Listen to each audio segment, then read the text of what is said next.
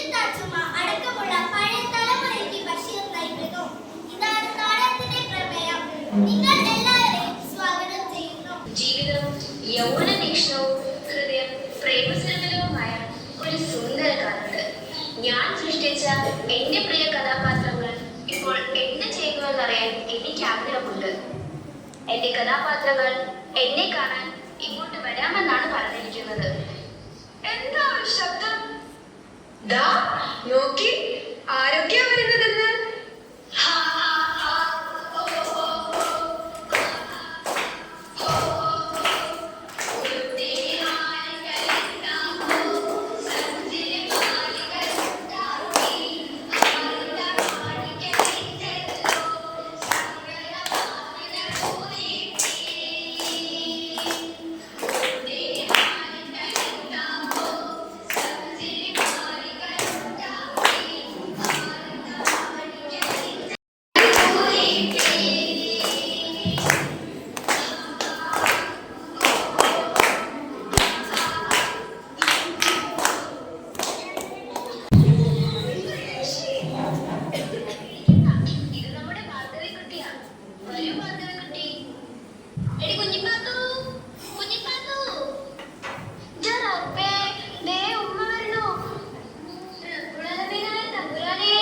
നിക്കാതെ കഴിക്കാൻ പോണ പെണ്ണാണ് ഈ കാഫ്രീങ്ങളുടെ കൂടെ സൊറ പറഞ്ഞിരിക്കണ്. എന്റെ കുഞ്ഞത്താച്ചുമ്മ അവർ സ്വതന്ത്രമായി നടക്കട്ടെ, കാലമൊക്കെ മാറിയില്ലേ. ഇത് കണ്ട, ഇതാണ് ഭാഗ്യമറുക്. ചുമ്മാ ഉണ്ടാകുമോ ഇവളെ? അമ്മക്കാരിന്റെ പുന്നാര മോള. എന്റെ ഉപ്പാക്കെ ഒരു ആനയുണ്ടാകുന്നു, വലിയൊരു കൊമ്പനാന. ഒരു ചുമ്മാതിരുന്ന ഈ പയമ്പുരാണം വലിയ കൊമ്പനാന വേറെ കുയ്യാനാന്ന് ഇപ്പൊ എല്ലാവർക്കും അറിയാം. ബഷീർ എന്റെ കഥ ഞങ്ങൾ എല്ലാവരും വായിച്ചിട്ടുണ്ട്. ഓ, ഒരു കുയ്യാന, അത് അസലുള്ള ആനയാണ്. പിന്നെ എല്ലാ ആനയെ കുറ്റം പറയുന്ന കൂട്ടക്കാരെ കൂടിയില്ലെങ്കിലും കുഞ്ഞി പാത്തൂന്റെ നിക്കാതെ നടക്കും. ഇവളെ അൺവക്കാരിന്റെ പുന്നാര മോള. എന്റെ ഉപ്പാക്കെ ഒരു ആനയുണ്ടായിരുന്നു, വലിയൊരു കൊമ്പനാന. നിങ്ങളിവിടെ ഇരിക്കുമ്മ, ഇവർക്കൊക്കെ പറയാനുള്ളത് നിങ്ങൾക്കും കേൾക്കണ്ടേ? ദാ ഉമ്മ ചായ. എന്നെ അറിയുമോ അമ്മ? ഞാൻ സൈനബ, മുച്ചീട്ട് കളിക്കാരന്റെ മകൾ. ഞമ്മന്റെ പാപ്പ മുച്ചീട്ട് കളിച്ചും പല ജോലികൾ ചെയ്തും കുറെ കാശുണ്ടാക്കി. എന്തിനാണെന്നോ? നമ്മെ നിക്കാൻ കഴിപ്പിക്കാൻ. എന്നിട്ട് നമ്മൾ കെട്ടിയതോ? പാപ്പ മണ്ടേ മുത്തപ്പാനെ വിളിച്ച് ആക്ഷേപിക്കുന്ന മുത്തപ്പാനെ. പക്ഷേ ബാപ്പയ്ക്ക് ഇഷ്ടമല്ലായിരുന്നെങ്കിലും സൈനബയ്ക്ക് മുത്തുപ്പായ്ക്ക് സൈനബയും പേരത്ത് ഇഷ്ടമായിരുന്നു. നാരായണി പറഞ്ഞത് ശരിയാ, മുത്തപ്പായ്ക്ക് നമുക്ക് മുത്തപ്പാന് മതിയായിരുന്നു. പക്ഷേ ഇപ്പൊ നമുക്കൊരു തോന്നല്, നേ നിക്കാൻ കഴിപ്പിക്കാൻ ബാപ്പ സ്വരം കൂട്ടിയ കാശുകൊണ്ട് നമ്മളെ പഠിപ്പിച്ചാൽ മതിയായിരുന്നു. എന്താ നമ്മൾ നല്ല ബുദ്ധിയും വിവരവുമുള്ള ആളായിരുന്നു, നല്ല ശരിയും പത്രാസോടെ ജീവിക്കായിരുന്നു. അതെ, ഈ സ്ത്രീധനം എന്ന ഏർപ്പാടിനെ തന്നെ ഞാൻ കഠിനമായി വെറുക്കുന്നു. എല്ലാ സമുദായത്തിലും ഉണ്ട് ഈ ഏർപ്പാട്. അതുപോലെ ഈ ജാതി, മതം ഇതൊന്നും ഹൃദയങ്ങൾക്കിടയിൽ മതിലുകൾ ഉണ്ടാക്കരുത്. നിങ്ങൾക്കറിയാമോ, ഞങ്ങളുടെ മക്കളെ ഒരു മതത്തിലും പെടുത്താതെ വളർത്താനാണ് കേശവൻ നായരും ഞാനും തീരുമാനിച്ചത്. വിശ്വാസത്തെയോ മതത്തെയോ കുറിക്കുന്ന ഒന്നും മക്കളുടെ പേരിൽ പോലും ഉണ്ടാകരുതെന്ന് സാറാമ്മയ്ക്കും കേശവൻ നായർക്കും നിർബന്ധമായിരുന്നു. ഇവരുടെ ആദ്യത്തെ തങ്കക്കുട്ടന്റെ പേരറിയില്ലേ?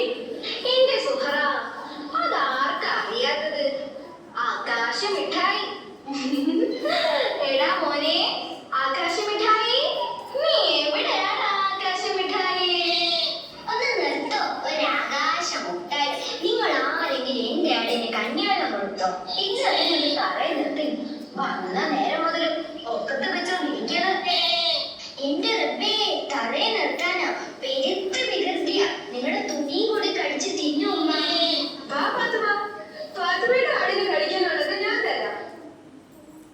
സാറമ്മ നേരത്തെ പറഞ്ഞത് ശരിയാ. ഒരു മതിലുകൾക്കും മനുഷ്യരെ വേർതിരിയാൻ പറ്റരുത്. ഒരു മതിലിന്റെ ഇരുവശത്തുമായി പരസ്പരം കാണാതെ സ്നേഹം പങ്കിടാമെന്ന് ഞാൻ മനസ്സിലാക്കിയിട്ടുണ്ട്.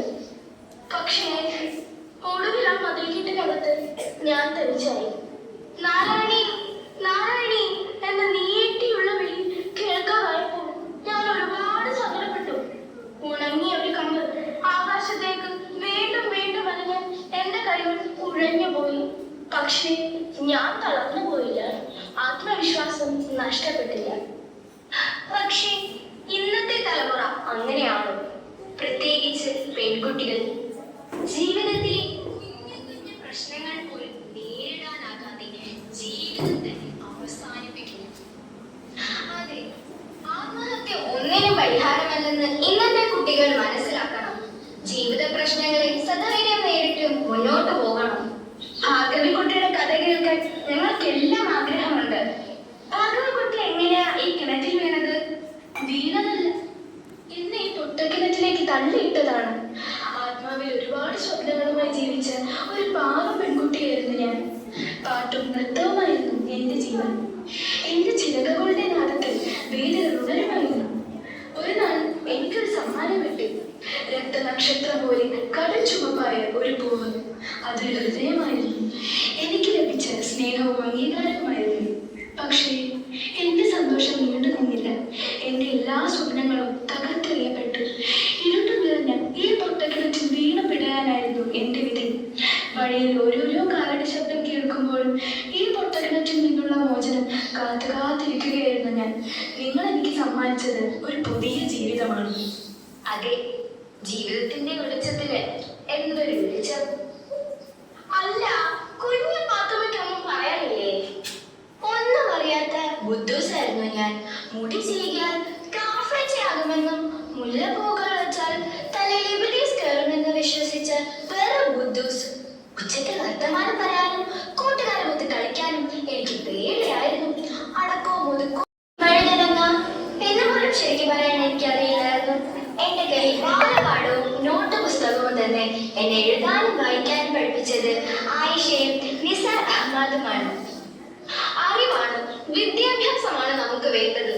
ഇന്ന് പെൺകുട്ടികൾ നേരിടുന്ന ചൂഷണങ്ങൾ, അതിക്രമങ്ങൾ എന്നിവ നേരിടാൻ നമുക്ക് വിദ്യാഭ്യാസം കൂടിയേ തീരും. കുഞ്ഞിപ്പാത്തു എന്ന പഴയ ആളെയല്ല, ആത്മവിശ്വാസമുള്ള പുതിയ കുഞ്ഞിപ്പാത്തുവാണ്. അപ്പൊ തർക്കം വേണ്ട, ആരെയും കളിയാക്കി ചിരിക്കണ്ട. ബുദ്ധൂസ്, മണ്ടശിരോമണി എന്നൊന്നും ഇനി കുട്ടികളെ കളിയാക്കി വിളിക്കാൻ പാടില്ല. എല്ലാവരുടെയും കഴിവുകൾ വ്യത്യസ്തമല്ലേ, അത് നമ്മൾ തിരിച്ചറിയണം. ഇത് ലിംഗനീതിയുടെ കാലമാണ്. ആൺകുട്ടിയെന്നോ പെൺകുട്ടിയെന്നോ വ്യത്യാസമില്ലാതെ കുട്ടികൾക്ക് കളിക്കാനും പഠിക്കാനും ഒക്കെ പറ്റണം. അറിവ് മാത്രമല്ല, നമ്മുടെ സൈനബയെ പോലെ സാമ്പത്തിക സുരക്ഷയും ഓരോ പെൺകുട്ടിയും നേടണം. അല്ലേ സൈനബ? അത് ശരിയാ. ആഗ്രഹത്തിനൊന്നും പഠിക്കാൻ പറ്റിയില്ലെങ്കിലും എന്റെ കുടുംബത്തിന് വേണ്ട വരുമാനം ഈ ചായക്കടയിൽ നിന്ന് ഉണ്ടാക്കാൻ എനിക്ക് പറ്റുന്നുണ്ട്. എന്റെ കുഞ്ഞിപ്പാത്തു, അന്നോട് ഞാൻ പറഞ്ഞ നിക്കാഹ് കഴിക്കാൻ പോണ പെണ്ണുങ്ങൾ ചായ എടുത്താലും കഞ്ഞി വെക്കാനും പഠിക്കണമെന്ന്. നിക്കാഹല്ല ഉമ്മ പെൺകുട്ടികളുടെ ലക്ഷ്യം. എനിക്ക് കോളേജിൽ പഠിക്കണം, വലിയ പരീക്ഷകൾ ജയിക്കണം, പഠിച്ചു വലുതായി നല്ല ജോലി നേടണം. ഒരു കുമ്മനാനയോളം വലിയ സ്വപ്നങ്ങളുണ്ട് എനിക്ക്. സ്വന്തം കാലിൽ നിന്നിട്ട് മതി എനിക്ക് നിക്കാഹ്. കുഞ്ഞിപ്പാത്തുമ്മയെ പഠിപ്പിച്ചതുപോലെ നമ്മുടെ സൈനബയെയും ആയിഷയ്ക്കും പഠിപ്പിച്ചോടെ? തീർച്ചയായും. വിദ്യാഭ്യാസം എന്നാൽ വെറും അറിവുണ്ടാക്കാൻ മാത്രമല്ല, നമ്മുടെ ആത്മവിശ്വാസവും മനഃശക്തിയും വർദ്ധിപ്പിക്കുന്നതും ഏറെ പ്രധാനമാണ്. സൈനബയെ പോലെ സ്വന്തം കാലിൽ നിൽക്കാൻ പ്രാപ്തരാകട്ടെ. അവർ വീടിനും നാടിനും വെളിച്ചം നൽകുന്നവരാകട്ടെ. സമൂഹത്തിൽ ആത്മാഭിമാനത്തോടെ തലയുയർത്തി നമുക്ക് മുന്നേറാം. നാല് ചുറ്റുമുയരുന്ന മതിലുകൾക്കപ്പുറത്ത് ഞങ്ങളെ കാത്തിരിക്കുന്ന ഒരു ലോകമുണ്ട്. ആകാശം മുട്ടുന്ന പ്രതീക്ഷകളിലേക്ക് ഉയർന്നു പറക്കാനുള്ള സ്വാതന്ത്ര്യമാണ് ഞങ്ങൾ സ്വപ്നം കാണുന്നത്. ചിറകു കരിഞ്ഞാലും ചിതയിലെരിഞ്ഞാലും ഈ വെളിച്ചം അണയാതെ ഞങ്ങൾ സൂക്ഷിക്കും, വരും തലമുറയിലെ പെൺകുട്ടികൾക്കായി. തിരിച്ചറിവിന്റെ ഈ വെളിച്ചത്തിന് എന്തൊരു വെളിച്ചം! സ്ത്രീ ശക്തിയുടെ ഈ